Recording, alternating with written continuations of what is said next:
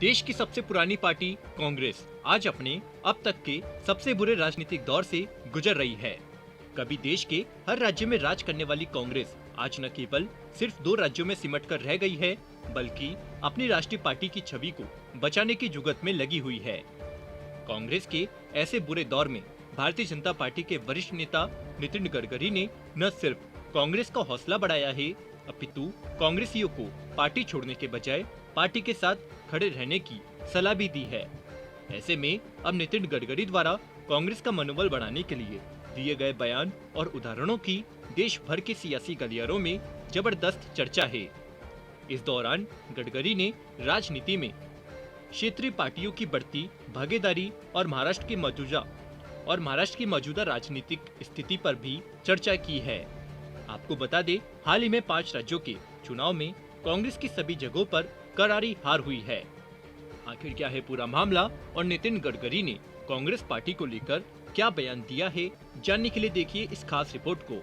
ये है talks news network और आप देख रहे हैं पॉलिटॉक्स, राजनीति का कच्चा चिट्ठा। आपको बता दें, शनिवार को पुणे में एक प्रमुख अखबार की ओर से आयोजित जर्नलिज्म अवार्ड कार्यक्रम के दौरान केंद्रीय सड़क परिवहन और हाईवे मंत्री नितिन गडकरी ने कहा कि लोकतंत्र 2 पहियों पर चलता है, सत्ता पक्ष और विपक्ष। एक मजबूत विपक्ष लोकतंत्र की जरूरत है, इसलिए मेरी इच्छा है कि कांग्रेस को मजबूत होना चाहिए। साथ ही कांग्रेस के कमजोर होने से उसकी जगह क्षेत्रीय दलों ने ले ली है, जो भारतीय लोकतंत्र के लिए अच्छा नहीं है। क्षेत्रीय दलों को विपक्ष की भूमिका पर कब्जा करने से रोकने के लिए यह आवश्यक है कि कांग्रेस राष्ट्रीय स्तर पर मजबूत हो।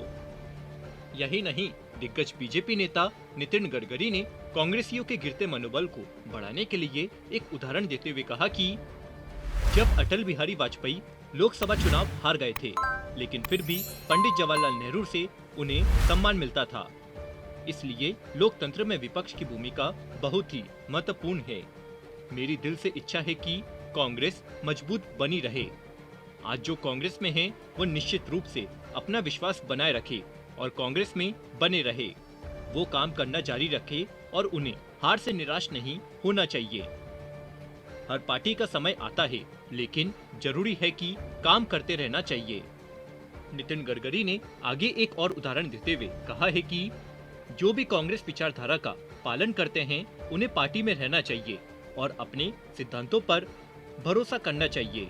1978-1980 में मैं भाजपा में शामिल हुआ और पार्टी अधिवेशन में भाग लेने के लिए पुणे आया था।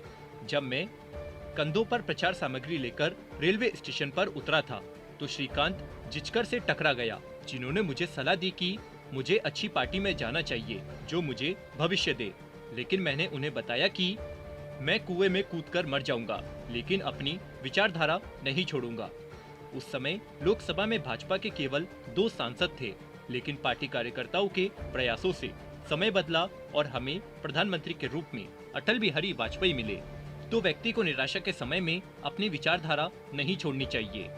वहीं महाराष्ट्र की राजनीति के स्तर में हाल में आई गिरावट पर केंद्रीय मंत्री नितिन गडकरी ने कहा कि महाराष्ट्र में यह परंपरा रही है कि विभिन्न परियोजनाओं और नजरिए के लोग सह अस्तित्व में रहते हैं। इस तरह की राजनीति महाराष्ट्र की राजनीतिक संस्कृति में स्वीकार नहीं है।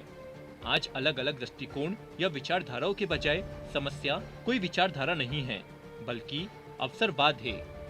कार्यक्रम में पूछे गए एक सवाल के जवाब में गडकरी ने कहा कि मैं एक राष्ट्रीय राजनेता हूं और इस समय महाराष्ट्र में लौटने का इच्छुक नहीं हूं।